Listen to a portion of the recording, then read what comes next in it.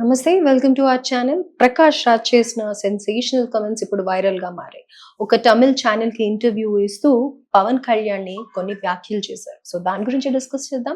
ప్రస్తుతం మనతో పాటు సీనియర్ జర్నలిస్ట్ కిరణ్ పోల్దాస్ గారు ఉన్నారు. నమస్తే సార్.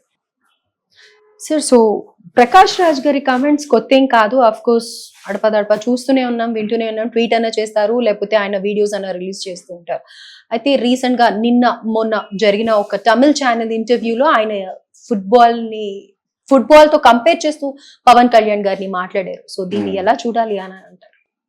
అంటే ప్రకాష్ రాజ్ గారి గురించి ఆంధ్రప్రదేశ్లో, తెలంగాణలో ప్రజలు మాట్లాడుకోవడం మర్చిపోయారు. ప్రకాష్ రాజ్ వ్యక్తిత్వము చెడ్డదే, ఆయన ఐడియాలజీ చెడ్డదే.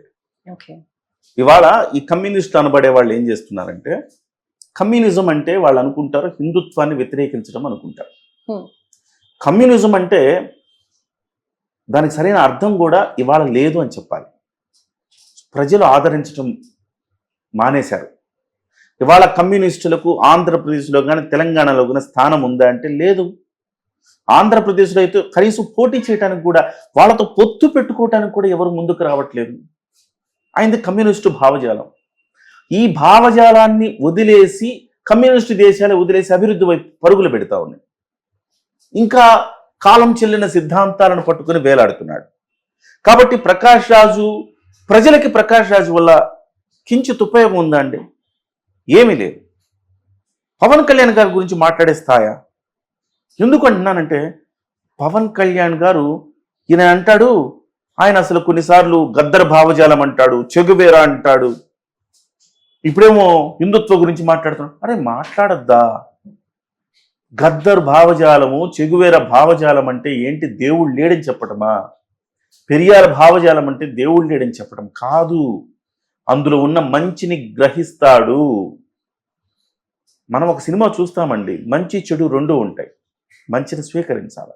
ప్రతి అంశంలో మంచి ఉంటుంది, చెడు ఉంటుంది. మనం ఆ అంశాన్ని అందులో చూసాం కాబట్టి, దాన్ని మనం స్వీకరించాం కాబట్టి ఆ చెడును కూడా స్వీకరించడం కాదు కదా. మన రాజ్యాంగం ఉంది ప్రియాంక గారు.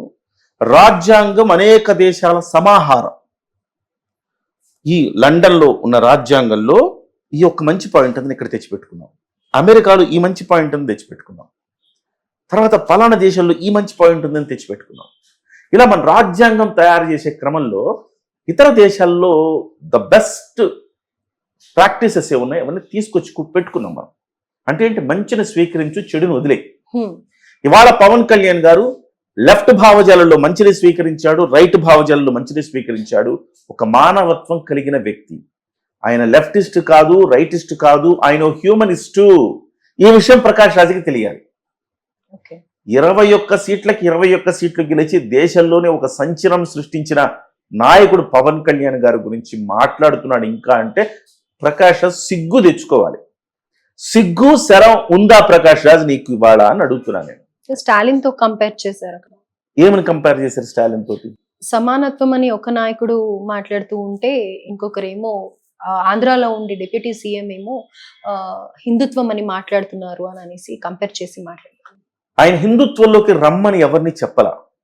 హిందుత్వాన్ని అభివృద్ధి చెయ్యాలి అని ఆయన చెప్పలా.